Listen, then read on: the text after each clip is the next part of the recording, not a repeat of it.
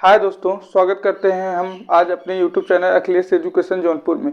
जैसा कि आप सब जानते हैं, आज हम आप सबको बताने वाले हैं माइक्रो टीचिंग के बारे में। माइक्रो टीचिंग क्या होता है, माइक्रो टीचिंग में क्या क्या गतिविधियां होती हैं, उसके बाद कौन कौन से कौशल होते हैं। आज हम आप सबको इसके बारे में बताएंगे कि माइक्रो टीचिंग किसे कहते हैं, माइक्रो टीचिंग में क्या क्या कौशल होते हैं, अनेक अनेक प्रकार की गतिविधियां होती हैं, कितना समय लगता है, बच्चों की कितनी संख्या होती है, कौन कौन सी स्किल होती है, इसके बारे में हम सबको बताएंगे। आइए सबसे पहले हम सब ये जानते हैं कि माइक्रो टीचिंग का प्रारंभ कहाँ से हुआ और किसने किया। सर्वप्रथम माइक्रो टीचिंग का प्रारंभ कहाँ से हुआ, तो हम आप सबको बताना चाहते हैं इसको किसने दिया और कब दिया। सन 1960 में डी डब्ल्यू एलन सन 1960 में D.W. एलन जी के द्वारा माइक्रो टीचिंग का प्रारंभ हुआ। ये D.W. एलन जी USA के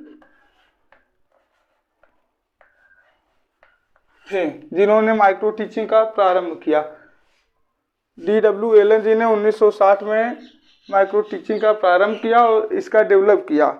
उसके बाद ऐसे ही कुछ दिनों के बाद हमारे भारत में माइक्रो टीचिंग का प्रारंभ कब हुआ। हमारे भारत में सन 1967 हमारे भारत में 1967 ईस्वी में माइक्रो टीचिंग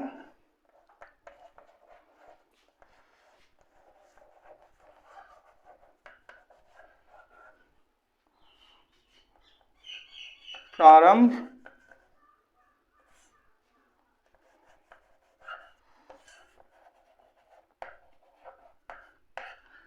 वैज्ञानिक का नाम है जिन्होंने माइक्रो टीचिंग का भारत में प्रारंभ किया, डी.डी. तिवारी जी। डी.डी. तिवारी जी ने माइक्रो टीचिंग का प्रारंभ किया। और ये किस स्थान में हमारे भारत में सर्वप्रथम प्रारंभ हुआ, जैसा कि आप सब जानते हैं CPI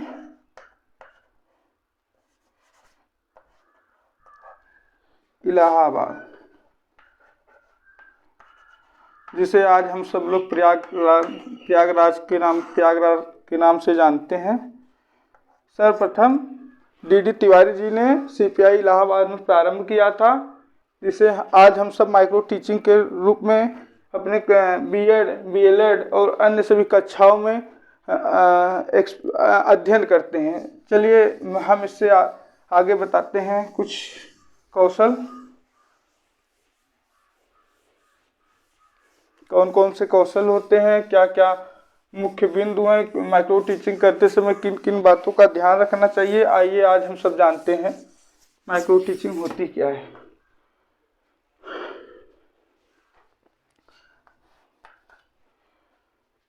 सूक्ष्म शिक्षण एक तकनीक है, हम नोट कर देते हैं।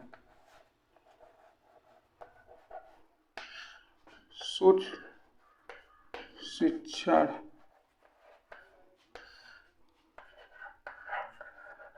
एक तकनीक है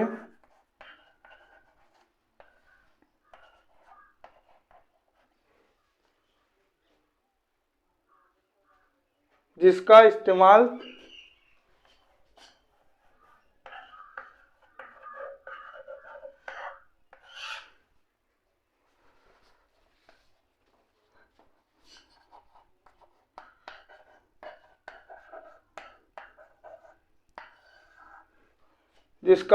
छात्र अध्यापकों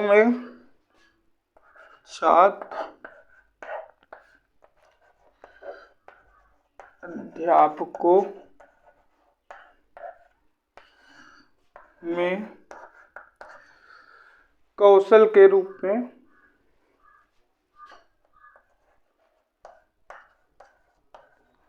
कौशल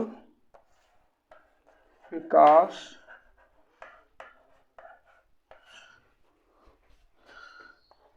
के रूप में होता है।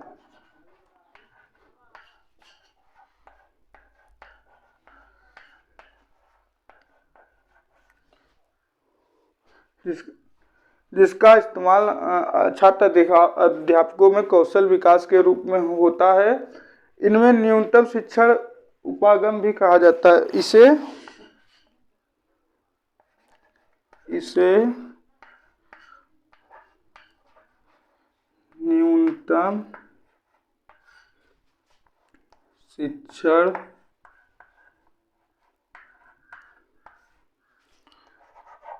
उपागम भी कहा जाता है।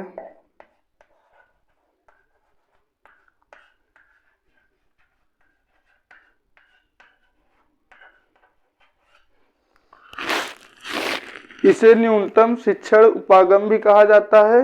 आइए हम आपको इसके आगे बताते हैं क्या क्या होता है, कौन कौन से मुख्य बिंदु हैं, कौन कौन से कौशल हैं और किन किन बातों का ध्यान रखना चाहिए। आइए हम आप सबको बताते हैं माइक्रो टीचिंग। माइक्रो टीचिंग करते समय मुख्य बातों पर ध्यान दें। सर्वप्रथम माइक्रो टीचिंग करते समय आपके यहाँ ये जो चौक होता है ये हमेशा दाहिने हाथ में होना चाहिए। चौक हमेशा दाहिने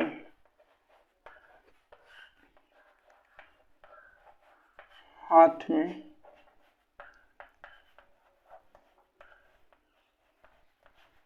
होना चाहिए।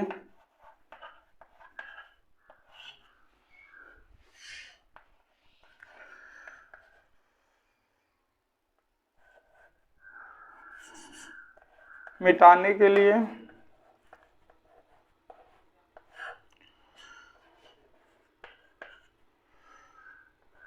कागज या कपड़ा बाएं हाथ में होना चाहिए।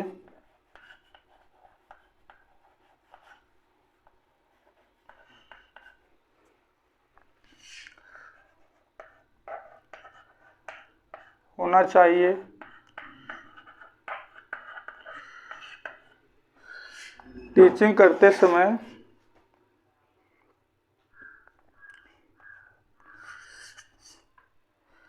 सदैव आपका शरीर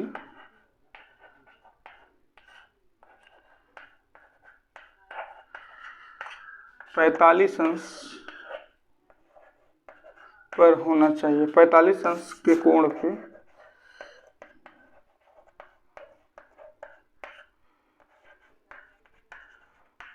होना चाहिए।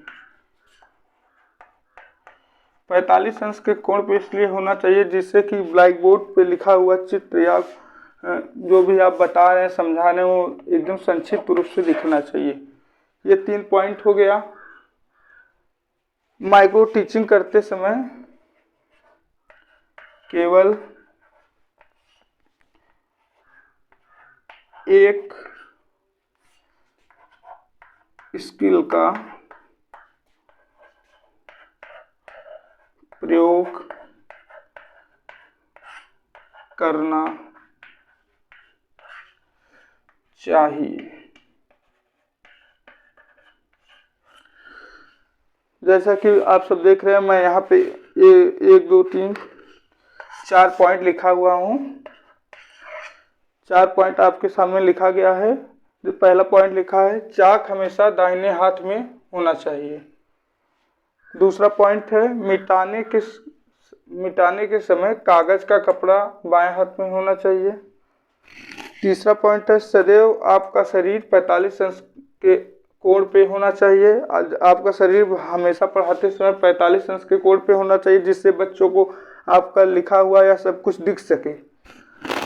चौथा पॉइंट है, केवल एक स्किल का प्रयोग करना चाहिए। जैसे कोई बड़ी माइक्रो टीचिंग में बहुत बड़ी क्लास लेने की ज़रूरत नहीं होती। कोई भी एक पॉइंट एक स्किल के ज़रिए आप बच्चों को समझा सकते हैं।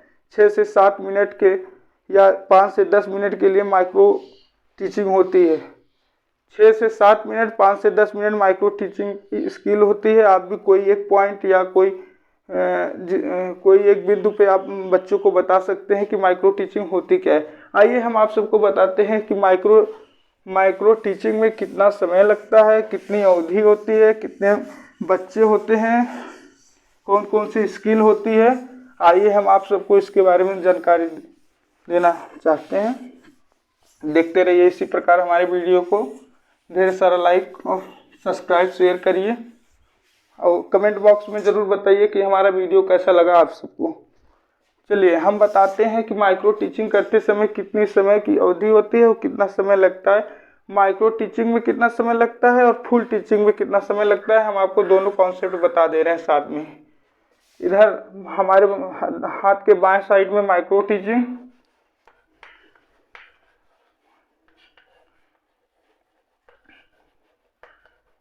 और राइट साइड में टीचिंग, फुल टीचिंग। जिससे आपको सबको अंतर पता चल जाएगा माइक्रो टीचिंग और फुल टीचिंग में क्या अंतर होता है। देखिए प्रथम पॉइंट ये होता है कि माइक्रो टीचिंग में समय, आपका जो भी समय होता है, एक पॉइंट जो भी आप पॉइंट लिए हुए हैं, जो भी आप बता रहे हैं, सिर्फ 6 से 10 मिनट तक समय अवधि होती है। लेकिन फुल टीचिंग में समय का अंतराल आप सब भी जानते हैं। आप सबके विद्यालय में कक्षाएं चलती हैं, पीरियड चलता है 40 से 45 मिनट या 50 मिनट। अन्य विद्यालयों में अपना अपना अलग अलग समय निर्धारित होता है। जैसे कि हम यहाँ बता दे रहे हैं कि 45 मिनट या 50 मिनट मान लें आपकी क्लासें चलती हैं फुल टीचिंग में। सेकंड पॉइंट, बच्चों की माइक्रो टीचिंग में बच्चों की संख्या कितनी होती है। माइक्रो टीचिंग में बच्चों की संख्या लगभग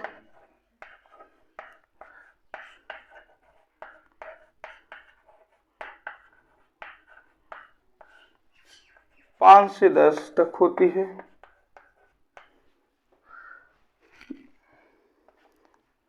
और फुल टीचिंग में बच्चों की संख्या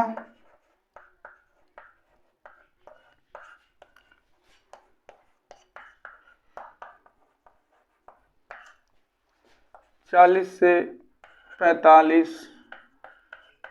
या 50 से 100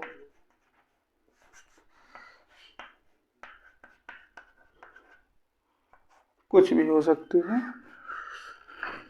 तीसरा पॉइंट,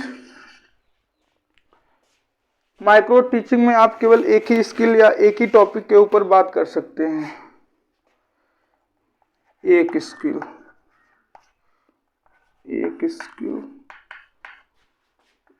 या एक पॉइंट, एक पॉइंट।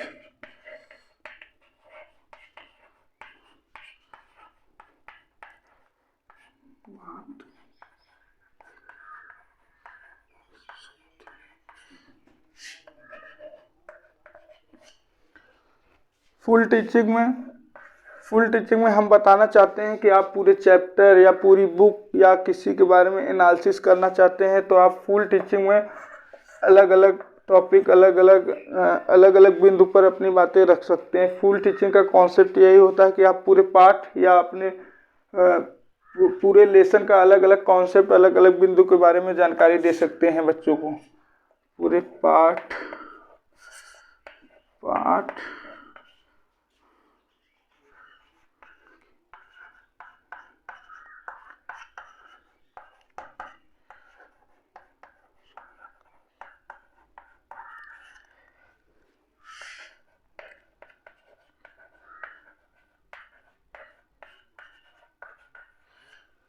दे सकते हैं।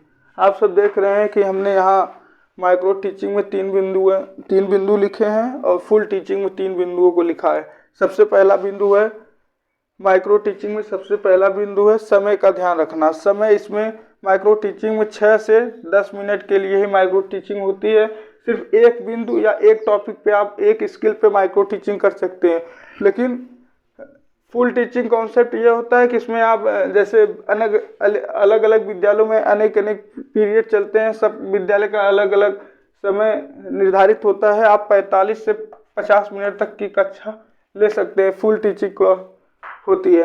और इसमें सेकेंड पॉइंट है बच्चों की संख्या। माइक्रो टीचिंग में बच्चों की संख्या 5 से 10 होती है। माइक्रो टीचिंग में बच्चों की संख्या 5 से 10 तक होती है, लेकिन फुल टीचिंग में बच्चों की संख्या 40, 45 या 50 या 100 बच्चे तक भी लगभग रहते हैं फुल टीचिंग में, मतलब पूरी क्लास रहती है। लेकिन माइक्रो टीचिंग में 4 से 6 बच्चे एक ग्रुप में रहते हैं। आप 5 से 10 मिनट किसी भी टॉपिक रख के आप माइक्रो टीचिंग या शिक्षण कर सकते हैं। थर्ड पॉइंट, माइक्रो टीचिंग में एक ही स्किल के ऊपर आप एक ही स्किल को बता सकते हैं लगभग 6 से 7 मिनट तक, जिसका समय अंतराल होता है। लेकिन फुल टीचिंग में आप अपने पूरे पाठ को, उसके बारे में पूरी जानकारी, अलग अलग पॉइंटों को आप बता सकते हैं। लगभग 40 से 45 मिनट आपके पास रहता है फुल टीचिंग कॉन्सेप्ट में। और इसमें लगभग बच्चों की संख्या भी 100 से 50, 45 से 55 तक जो भी हो अधिक रहती है। इसी हाँ दोस्तों, जैसा कि आप सब देख रहे हैं, मैं इन सब पॉइंटों के बारे में आप सबको संक्षिप्त में जानकारी दे चुका हूं। अब चलिए मैं आपको इसके आगे बताने का प्रयास करता हूं। अगर वीडियो पसंद आए तो आप सब ज़्यादा से ज़्यादा शेयर करें, लाइक करें, सब्सक्राइब करें और कमेंट में ज़रूर बताएं कि वीडियो कैसा लगा। अगर चलिए आपको हम दूसरा बिंदु बताते हैं, मुख्य बिंदु। मतलब किन किन बातों का ध्यान रखना है मुख्य बिंदु में, ये आता है किन किन बातों का ध्यान रखना है। प्रथम, बोर्ड पर कैसे खड़े हों, वो तो हमने एक बार आप सबको बता दिया, लेकिन मैं एक बार फिर से बताने का प्रयास करता हूँ, जिससे आप सबके ध्यान में हमेशा बना रहे। मैं एक बार फिर से बताने का प्रयास करता हूँ, बोर्ड पर कैसे खड़े हों। बोर्ड पर कैसे खड़े हों। 45 अंश। सेकंड पॉइंट, चौक को कैसे पकड़ें।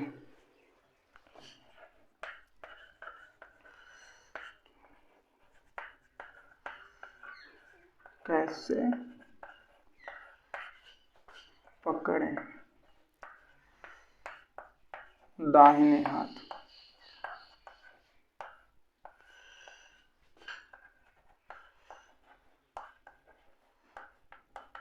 थर्ड पॉइंट,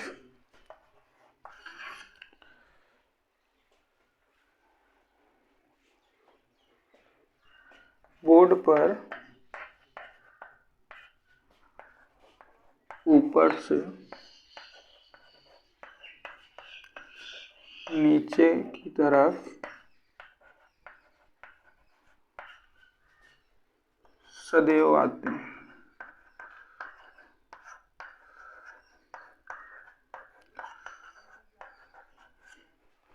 फोर्थ पॉइंट, सबसे मुख्य पॉइंट, अपने टॉपिक को एक्सप्लेन कैसे करते हैं, कैसे बच्चों को समझाते हैं अपने टॉपिक को। चौथे पॉइंट, अपने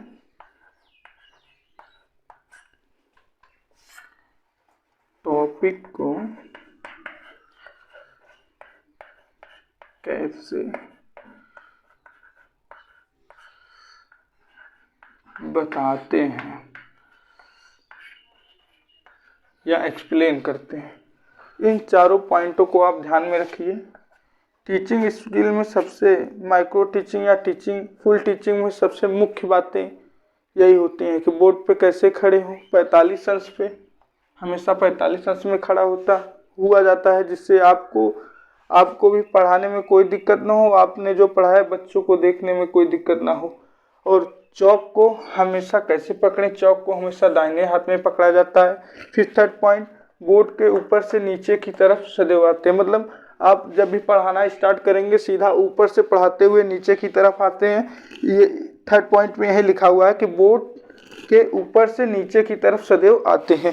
फोर्थ पॉइंट, चौथा पॉइंट आप सब देख रहे हैं, अपने टॉपिक को कैसे बताएं। मतलब अपने टॉपिक को बच्चों के सामने कैसे एक्सप्लेन किया जाता है, हम इसके बारे में बता रहे हैं कि अपने टॉपिक को बच्चों के सामने कैसे रखें या कैसे एक्सप्लेन करें, हम इसके बारे में आप सबको बताना चाहते हैं। अब चलिए ऐसे ही हम दूसरे मतलब अपने टॉपिक की तरफ आगे बढ़ते हुए हम आपको ये बताने वाले हैं कि एक्सप्लेन कैसे किया जाता है टॉपिक में, कैसे बच्चों के सामने प्रश्न रखा जाता है, कैसे उनसे पूछा जाता है, एक्सप्लेन कैसे किया जाता है उनके सामने, हम आपको ये सब बताने वाले हैं आगे के बिंदु में। चलिए, एक्सप्लेनेशन टॉपिक मतलब कैसे बताते हैं, कैसे बताते हैं, कैसे बताते हैं, टॉपिक को कैसे बताते हैं, टॉपिक कैसे बताते हैं। सर्वप्रथम प्रस्तावना,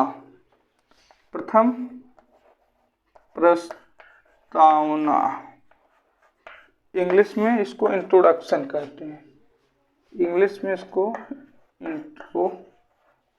इंट्रोडक्शन। सर्वप्रथम प्रस्तावना, इंग्लिश में इसको इंट्रोडक्शन कहते हैं। सेकेंड पॉइंट कि अब अपने से 5 से 10 छात्रों से क्वेश्चन करना है। अपने से अध्यापक मतलब जो टीचिंग स्किल कर रहा है उसे 5 से 10 छात्रों के बीच क्वेश्चन करना है।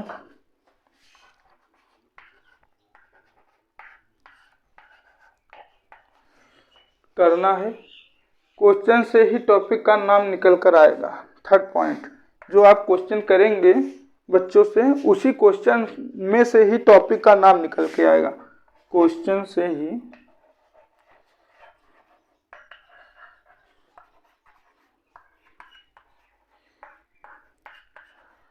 टॉपिक का नाम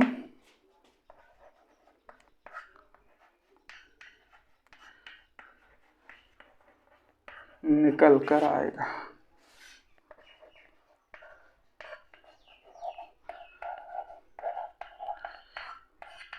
जिससे आपका टॉपिक बनेगा, उसी जो आप क्वेश्चन करेंगे उसी क्वेश्चन से टॉपिक का नाम निकल के आएगा। जो हमने पढ़ा है उसी टॉपिक में क्वेश्चन का आंसर करना है। फिर हम इसके आगे आप सबको बताते हैं अपने मतलब इस टॉपिक कैसे बताते हैं। एक्सप्लेनेशन में दिखा पहले प्रस्तावना, इंट्रोडक्शन, फिर 5 से 10 छात्रों के बीच क्वेश्चन करना है। मतलब 5 से 10 छात्रों के बीच क्वेश्चन कैसे किया जाता है उसके बारे में आप सबने जाना। फिर उसके बाद थर्ड पॉइंट है, क्वेश्चन से ही टॉपिक का नाम निकल कर आएगा। मतलब हम जो बच्चों से क्वेश्चन करेंगे उसी क्वेश्चन से ही टॉपिक का नाम हमारे सामने आएगा। फिर उसी टॉपिक को लेकर हम अपने स्किल को बताएंगे बच्चों को। फिर बताने के बाद उसी स्किल में से बच्चों से ही प्रश्न पूछा जाएगा कि उस स्किल से आप सब क्या सीखें। ठीक है, हम आगे की पॉइंट आप सबके सामने रखते हैं। आप सब एक बार देख लीजिए इसको और नोट कर लीजिए। अगर नोट करना चाहते हैं तो कॉपी पेन लेके आप एक कॉपी या फेयर जिसमें हो आप नोट कर सकते हैं ये सब मुख्य बिंदु। ठीक है, हम रफ कर रहे हैं। अगर वीडियो अच्छा लगा तो सब्सक्राइब करें, शेयर करें और हमारे वीडियो को ढेर सारा प्यार दें।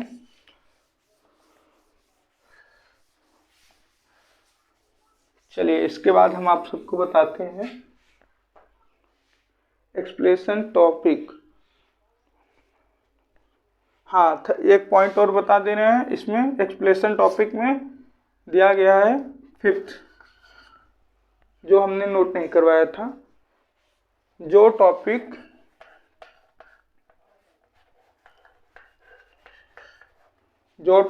पढ़ाया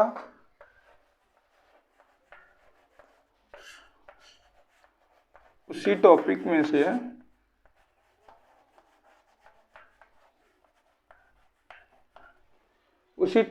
क्वेश्चन आंसर करना है।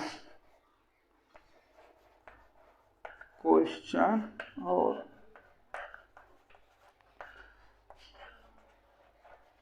आंसर करना है,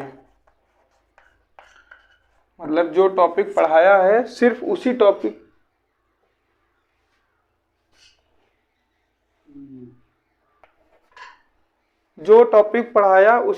से क्वेश्चन और आंसर करना है। मतलब जो टॉपिक हमने बताया उसी टॉपिक से ही क्वेश्चन आंसर करना है। जो टॉपिक हमने बताया उसी टॉपिक से ही क्वेश्चन आंसर करना है। जैसा कि आप सब देख रहे हैं, हमने मतलब एक्सप्लेनेशन कौशल में 5 से 6 बिंदु बताए हैं। आप सब ऐसे ही वीडियो में बने रहें। जैसे कि हम आप सबको आगे बताना चाहते हैं, आगे का टॉपिक आप सबके सामने रखना चाहते हैं। हमारा आगे का टॉपिक है micro lesson plan. Micro lesson plan क्या होता है, हम आप सबको आगे बता रहे हैं। माइक्रो लेसन प्लान किसे कहते हैं? माइक्रो लेसन प्लान, सॉरी इससे थोड़ा कम दिखाई दे रहा है, इसलिए हम वाइट चौक का इस्तेमाल कर रहे हैं। माइक्रो लेसन प्लान,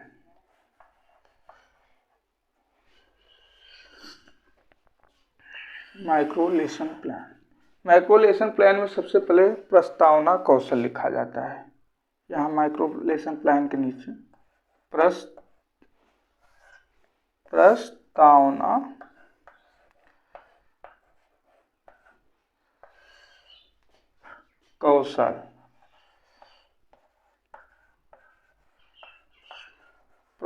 कौशल, ऐसे आप इसको हेडिंग के रूप में नीचे अंडरलाइन कर देंगे।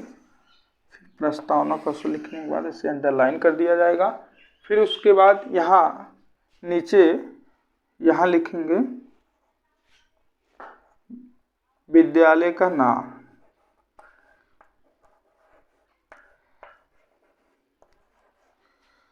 विद्यालय का नाम, आप जिस भी विद्यालय में पढ़ते हो या कोई भी विद्यालय का नाम डाल सकते हैं। यहाँ विद्यालय का नाम लिखा जाएगा। फिर उसके बाद यहाँ लिखेंगे छात्राध्यापक।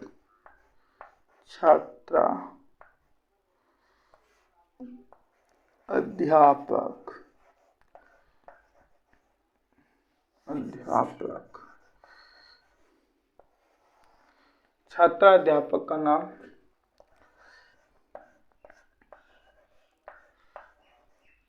ऐसे ही आप सब हेडिंग बनाएंगे।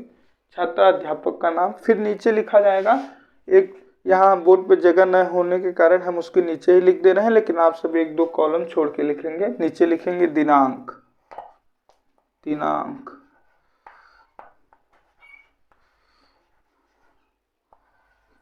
फिर दिनांक लिखने के बाद उसके नीचे लिखेंगे कक्षा।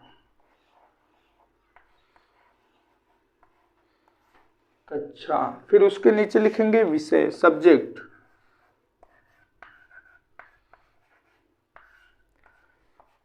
देखिए इसके सामने जहां हमने दिनांक लिखा है उसी के जस्ट सामने आप यहाँ लिखेंगे उपविषय।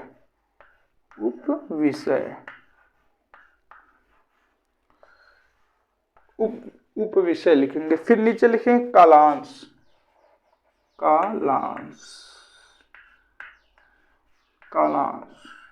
फिर उसके नीचे लिखेंगे अवधि, मतलब समय, कितना समय मतलब लगता है, अवधि।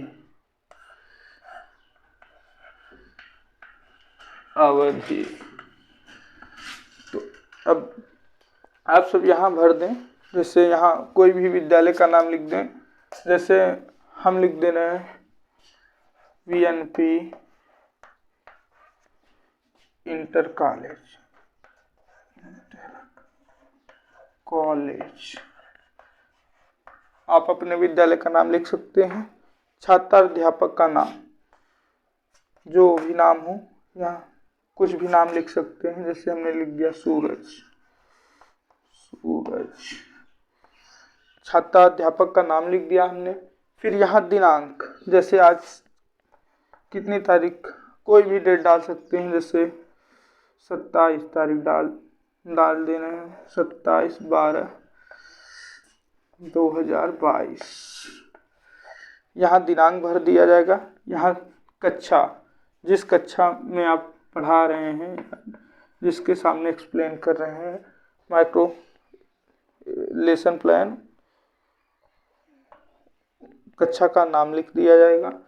जिस चैप्टर के बारे में आप पढ़ा रहे हैं या वो कर रहे हैं, उस चैप्टर का नाम लिख दिया जाएगा, विज्ञान। फिर उसके बाद आगे चलते हैं। यहाँ उप विषय में लिखेंगे पदार्थ विज्ञान मतलब विज्ञान में आप किस चैप्टर के बारे में पढ़ रहे हैं, पदार्थ विज्ञान। फिर कलांश में भराएगा, मतलब आप किस कक्षा, मतलब किस पीरियड को ले रहे हैं या किस कक्षा में ले रहे हैं। तो यहाँ पे हम जैसे डाल देना है द्वितीय।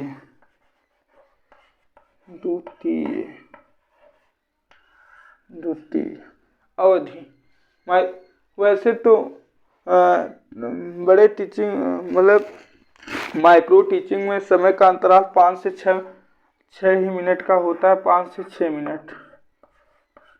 6 मिनट जैसा हम आप सबको बता रहे हैं। फुल टीचिंग प्लान में तो 40 से 45 या 55 मिनट की अन्य जगह पे अन्य क्लासें होती हैं, तो उनका अपना एक समय अंतराल होता है। उसी के माध्यम से वो अपनी कक्षाओं को डिवाइड किए रहते हैं। लेकिन यहाँ माइक्रो टीचिंग स्किल में सिर्फ 5 से 6 ही मिनट आप ले सकते हैं। 5 से 6 या 6 से 10, जो भी आप लें। आप सब देख लीजिए, हमने इतनी चीज़ें आप सबको बताया है।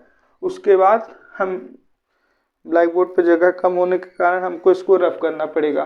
तो हम रफ करके फिर इस आगे की जो भी क्रियाविधि होगी हम आगे बताएंगे। आप सब एक बार देख लीजिए ये सब पॉइंट, उसके बाद नोट कर लीजिए, फिर हम आगे बताना प्रारंभ करें।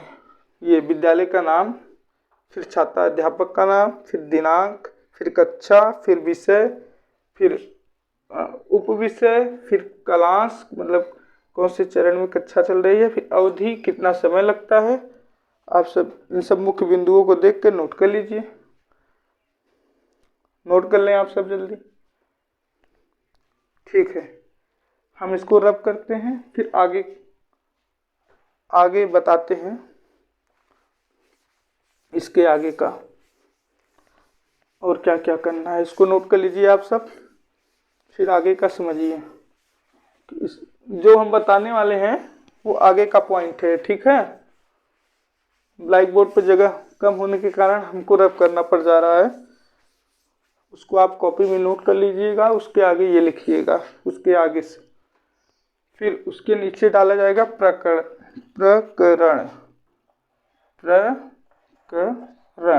जहाँ तक हमने बताया है उसके नीचे हेडिंग डालेंगे प्रकरण और प्रकाश, मतलब प्रकाश क्या होता है। प्रकाश ऐसे नीचे 2 अंडरलाइन कर देंगे आप सब। प्रकरण डालने के बाद फिर उसके बाद यहाँ डालेंगे पूर्व ज्ञान। एक पॉइंट डालेंगे, लिखेंगे पूर्व ज्ञान। पूर्व ज्ञान यहाँ पे लिखिए बच्चे प्रकाश के बारे में सामान्य जानकारी रखते हैं। बच्चे, जो आप पॉइंट बता रहे हैं, बच्चे प्रकाश के बारे में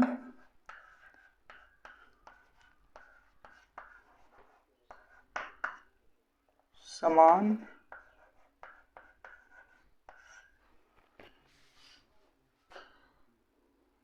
जानकारी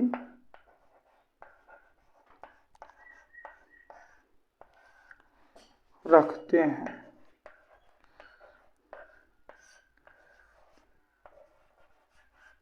फिर आगे पाठ प्रस्तावना कौशल के प्रश्न। पाठ प्रस्तावना कौशल के प्रश्न, इसको हमें दो भागों में बांटना है। ये बोर्ड पे नहीं हो पाएगा, इसलिए हम इसको रब करके ऊपर से बताना प्रारंभ करते हैं। ठीक है,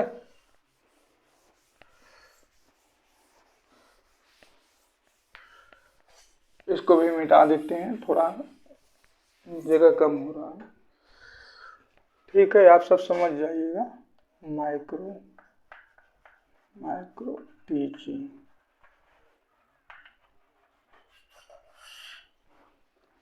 ये देखिए पाठ प्रस्तावना, यहाँ पाठ डालेंगे, प्रस्तावना प्रस्तावना प्रस्तावना कौशल के प्रश्न,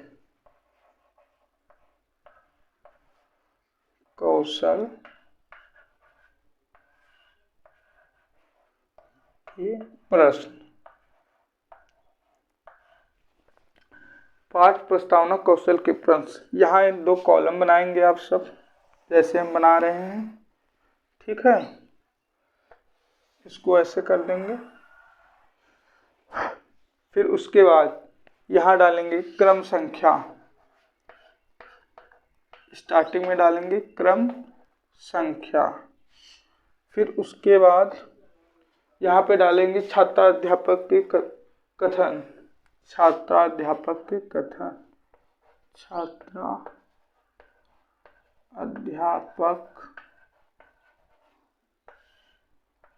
के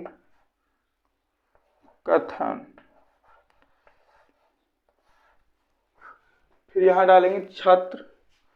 देखिए बहुत सारे बच्चे यहाँ पे मिस्टेक कर देते हैं, यहाँ छात्र और छात्रा दोनों होंगे, क्योंकि हम बच्चों बच्चियों के बारे में दोनों के विषय में बता रहे हैं। यहाँ पे छात्र और छात्रा दोनों होंगी के कथन। आप सब अपने अनुसार डाल सकते हैं, छात्र हैं तो छात्र डालिएगा, छात्रा हैं तो छात्रा डालिएगा। छात्र छात्रा के कथन,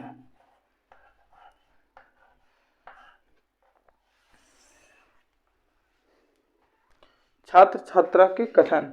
सबसे प्रथम पॉइंट लिखते हैं हम, प्रथम पॉइंट लिखते हैं सुबह पूर्व की दिशा में सूर्य निकलता है। आप सब जानते हैं सूर्य सुबह ही निकलता है, पूर्व की दिशा में निकलता है, आप सबको पता है। ठीक है, सुबह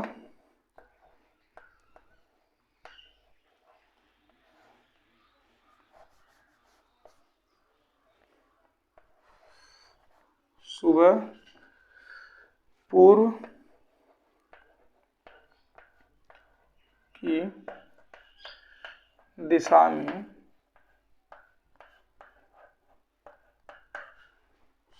सूर्य निकलता है।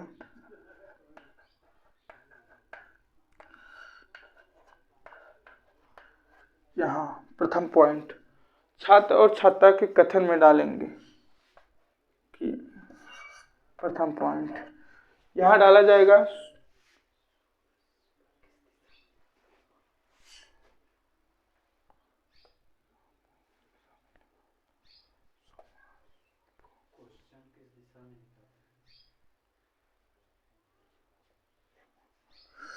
सुबह पूर्व की दिशा में सूर्य निकलता है। सॉरी बच्चों, एक मिनट, थोड़ा सा मिस्टेक हो गया।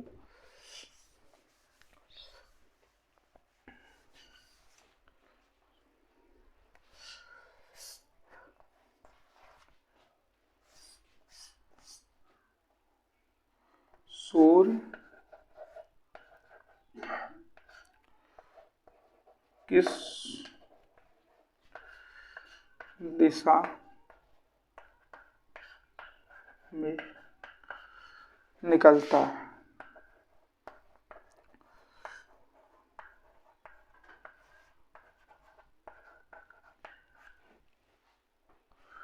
यहाँ छात्र और छात्र और छात्रा के कथन में आप लिखेंगे सूर्य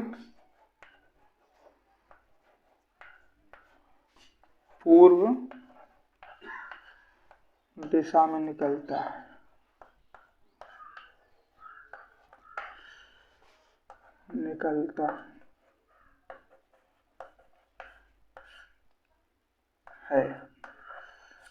सेकेंड पॉइंट,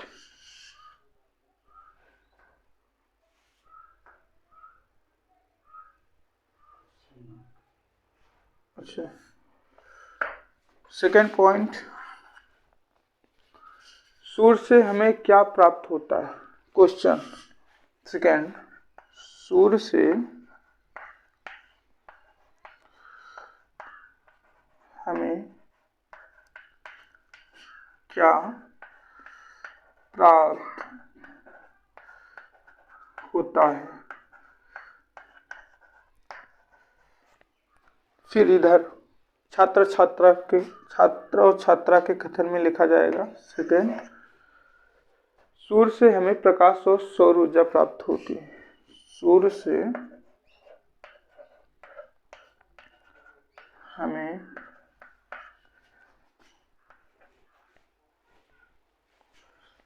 प्रकाश और सौर ऊर्जा प्राप्त होती है। सौर ऊर्जा प्राप्त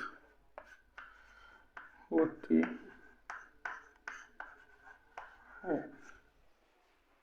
थर्ड पॉइंट लिखा जाएगा, प्रकाश के बारे में आप क्या जानते हैं? प्रकाश के बारे में आप क्या जानते हैं?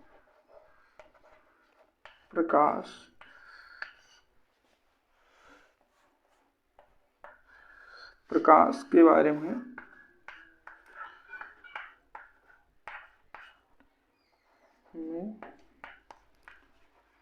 आप क्या जानते हैं?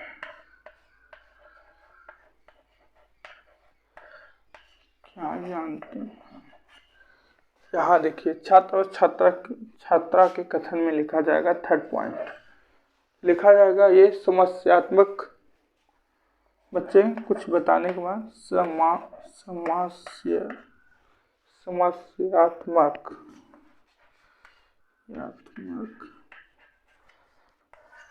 या मौन।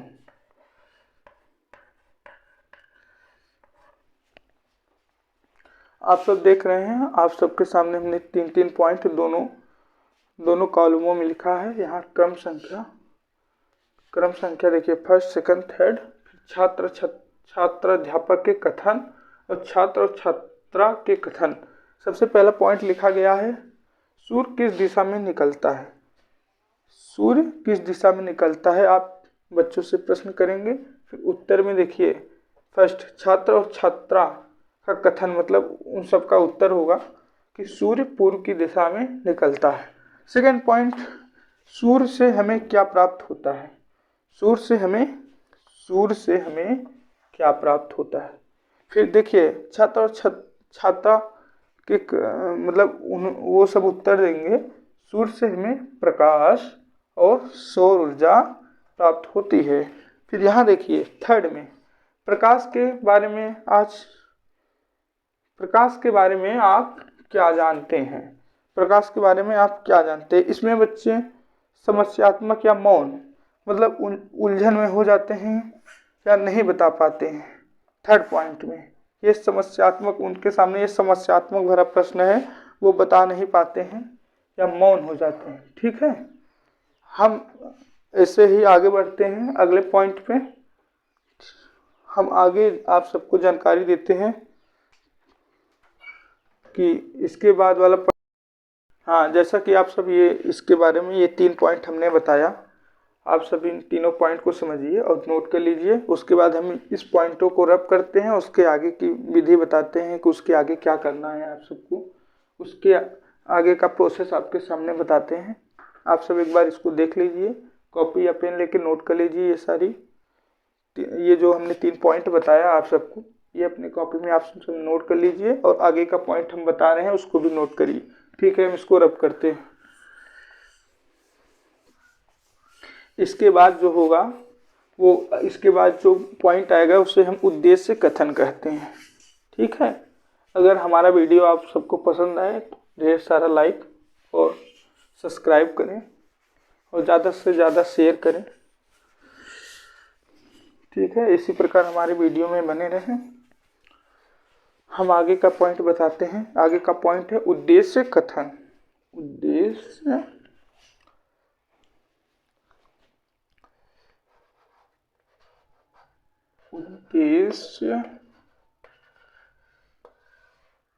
कथन।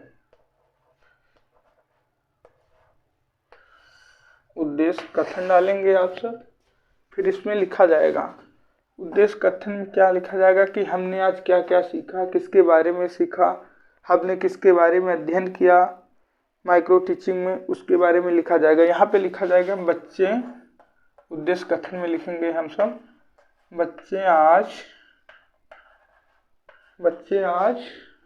हम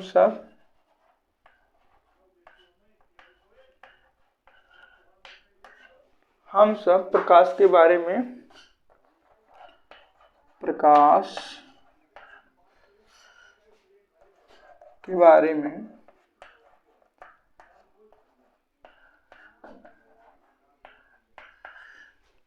के बारे में अध्ययन करेंगे। उद्देश्य अध्ययन करेंगे। नीचे का पॉइंट डालेंगे हम सब निरीक्षण तालिका। तो यहाँ देखिए, यहाँ नीचे का पॉइंट जो होगा निरीक्षण तालिका। निरीक्षण तालिका में जो हमने पढ़ा, जिसके बारे में जाना, उसी का निरीक्षण करेंगे कि क्या क्या हमने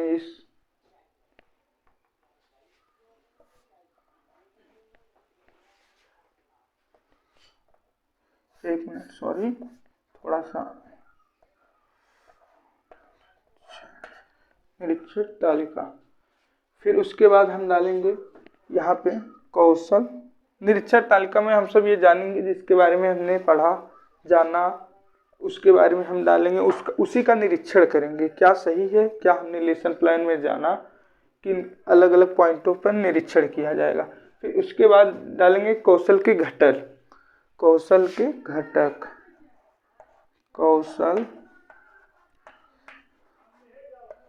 यहाँ ब्लैक बोर्ड पे जगह कम होने के कारण हमने यहाँ सटा के लिख दिया है, लेकिन आप सब अपने कॉपियों पे थोड़ा सा कॉलम को छोड़ के, 1-2 कॉलम को छोड़ के लिखेंगे, जिससे आप सबको देखने में भी अच्छा लगेगा।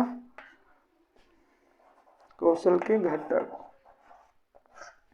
अब हम बताएंगे कि कौशल में कौन कौन से घटक होते हैं। सेकंड पॉइंट डालेंगे, यहाँ एक कॉलम बनाएंगे, फिर यहाँ डालेंगे टैली चिन्ह।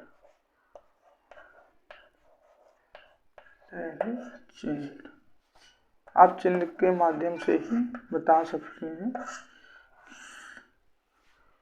प्रथम पॉइंट डालेंगे प्रश्न का पूर्व ज्ञान से संबंध।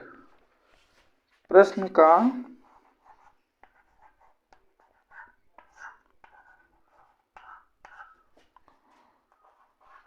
पूर्व ज्ञान से संबंध।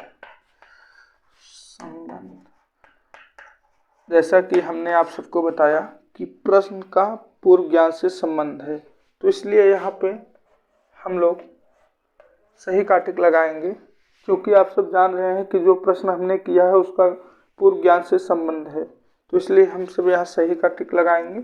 फिर सेकंड पॉइंट में लिखेंगे प्रश्न का मूल पाठ से संबंध। प्रश्न का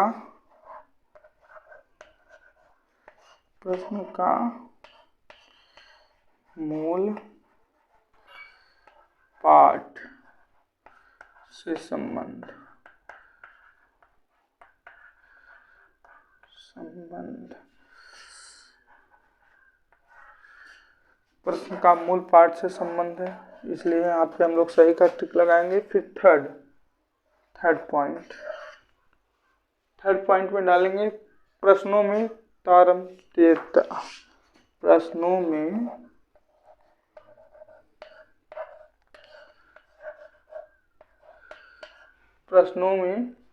तारतम्यता।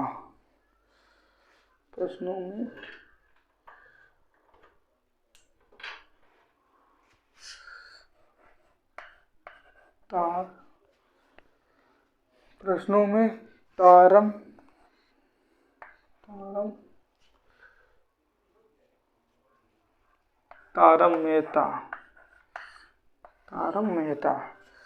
यहाँ पे प्रश्नों में तारतम्यता, यहाँ पे भी हम सही का टिक लगाएंगे क्योंकि प्रश्न एक के बाद एक प्रश्न एक क्रम में है, इसलिए प्रश्नों में तारतम्यता बनी हुई है। ठीक है, ये 3 पॉइंट आप सब देख सकते हैं। प्रश्नों का पूर्व ज्ञान से संबंध है तो यहाँ इसलिए सही का चिन्ह लगेगा। प्रश्नों का मूल पाठ से संबंध है, इसलिए यहाँ सही का टिक लगेगा। प्रश्नों में तारतम्यता है, क्रमबद्ध है, इस एक क्रम के अनुसार, इसलिए यहाँ पे सही का टिक लगेगा।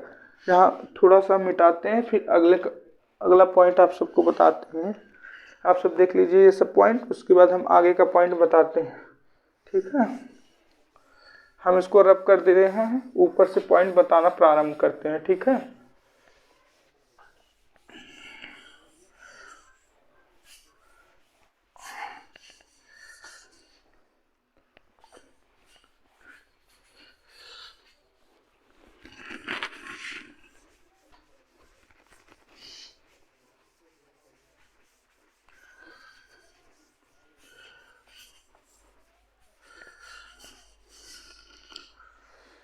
चलिए हम पहुंचे थे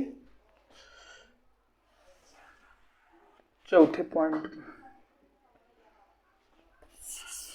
इधर थोड़ा सा हो जाने तो बोर्ड से दिखता नहीं। पहुंचे थे चौथा पॉइंट, छात्र स्तर के उपयुक्त उपकरण एवं साधनों का प्रयोग। छात्रों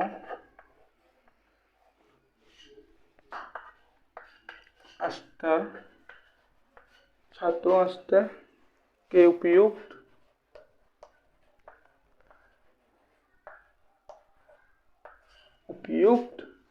उपकरण एवं साधनों का प्रयोग। उपकरण एवं साधनों का प्रयोग।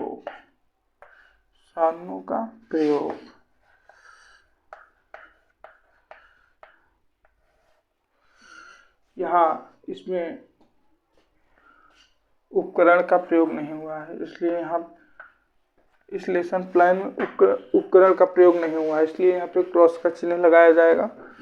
पांचवा पॉइंट जो है आप सब, उपयुक्त एवं समुचित अवधि का विस्तार। उपयुक्त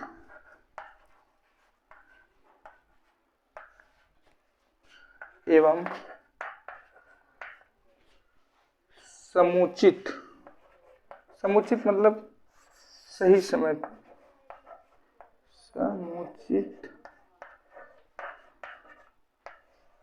समुचित अवधि का विस्तार।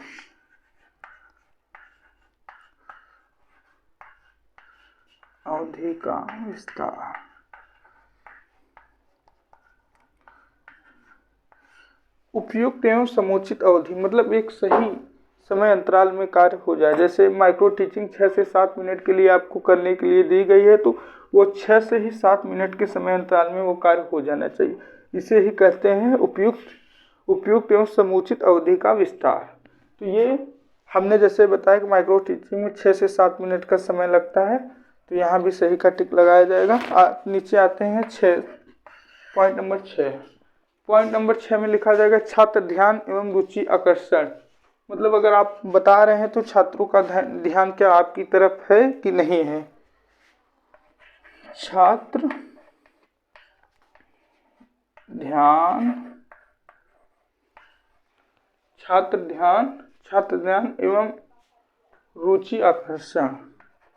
एवं रुचि रुचि आकर्षण आकर्षण मतलब आप जिस टॉपिक को बता रहे हैं, आप जिस लेसन प्लान में उस टॉपिक को बता रहे हैं, छात्रों का ध्यान आपकी तरफ है, आपके बताए हुए टॉपिक पे रुचि है कि नहीं,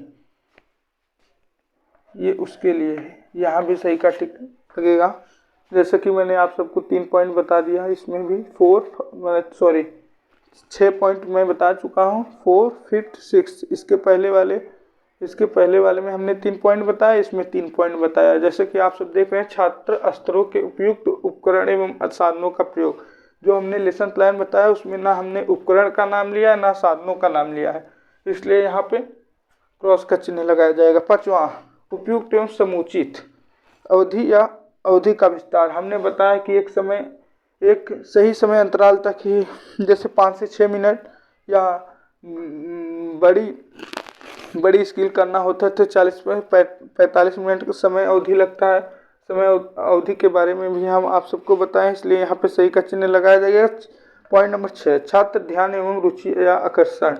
मतलब अगर आप जो टॉपिक बता रहे हैं उसके प्रति छात्र आपके लिए कितना आकर्षण या आपके टॉपिक पे कितना ध्यान दिए हैं, ये पॉइंट उसके लिए है, इसलिए यहाँ पे भी सही का टिक लगाया जाएगा। फिर इसके आगे चलते हैं। आगे बचा है 2-3 पॉइंट और बचा है, उसको भी बता दे रहे हैं।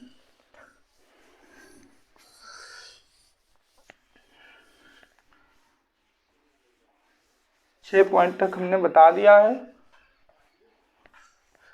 फिर हम आगे से 7, 8, 9 बता दे रहे हैं। Point number 7। पॉइंट नंबर 7 में ये है, छात्रों को अभिप्रेरित करने की क्षमता। छात्रों को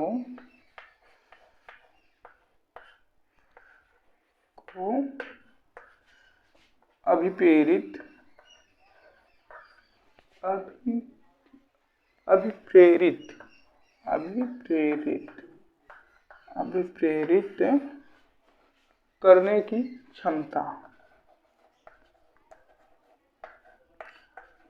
की क्षमता।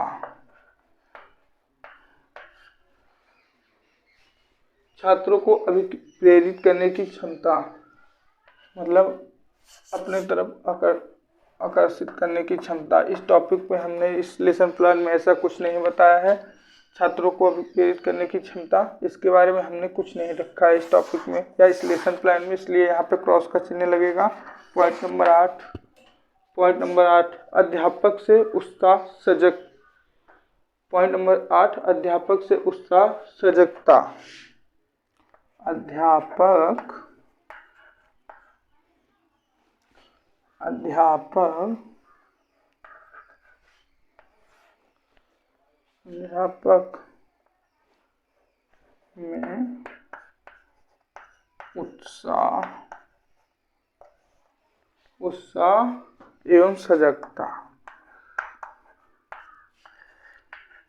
एवं सजगता। अध्यापक में उत्साह एवं सजगता। तो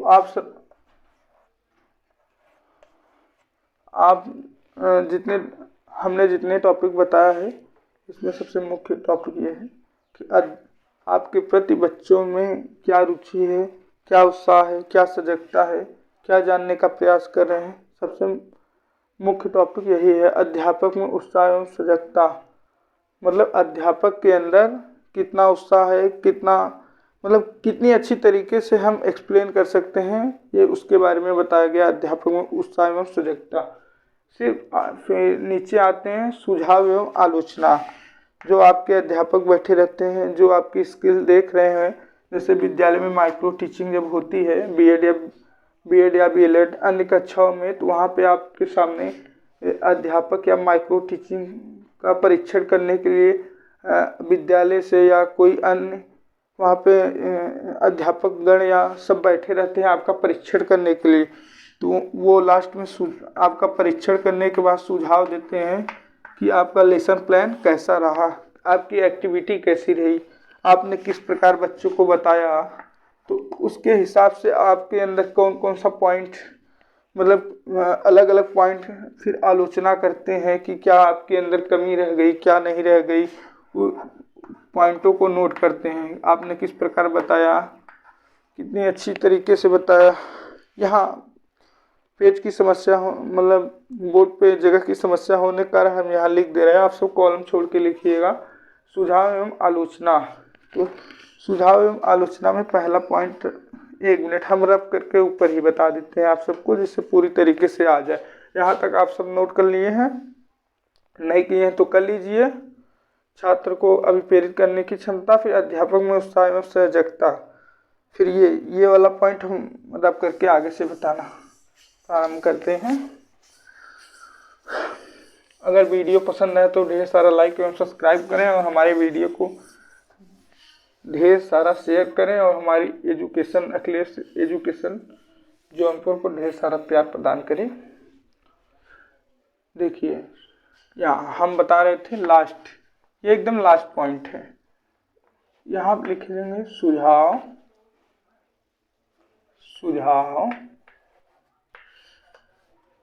एवं आलोचना।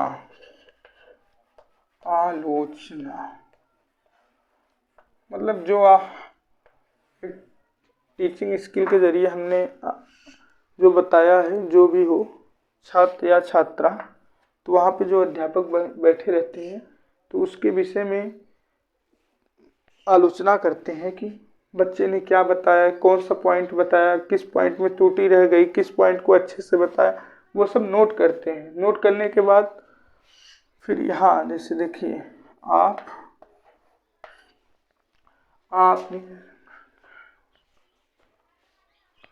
आलोचना में फिर लिखा जाता है आपने जैसा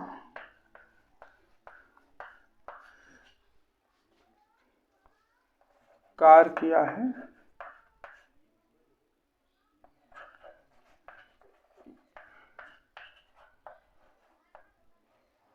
उस पर बातें करते हैं, उस पर बातें करते हैं। इसको आप नोट मत करिएगा, ये हम सिर्फ समझाने के लिए बता रहे हैं। सुझाव एवं आलोचना मतलब जिस प्रकार आपने लेसन प्लान को रखा, तो आपके अध्यापक या आपके टीचर्स लोग जो आप सबके कॉलेज में होते हैं, वो आपस में सुझाव करते हैं कि बच्चे ने किस प्रकार लेसन प्लान को रखा, किस प्रकार बिंदु को समझाया, किस प्रकार अपने स्किल को बच्चों के सामने रखा। उस पर वो आपस में बातचीत करते हैं, आलोचना करते हैं। आपके लिए आपकी टीचिंग स्किल के बारे में बातें करते हैं। फिर यहाँ लास्ट में हस्ताक्षर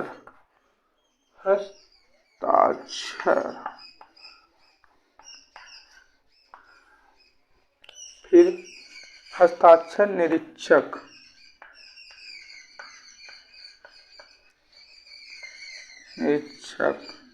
यहाँ दूसरी साइड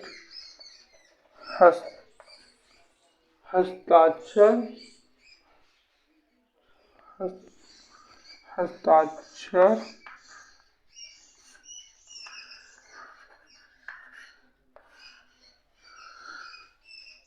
पर्यवेक्षक,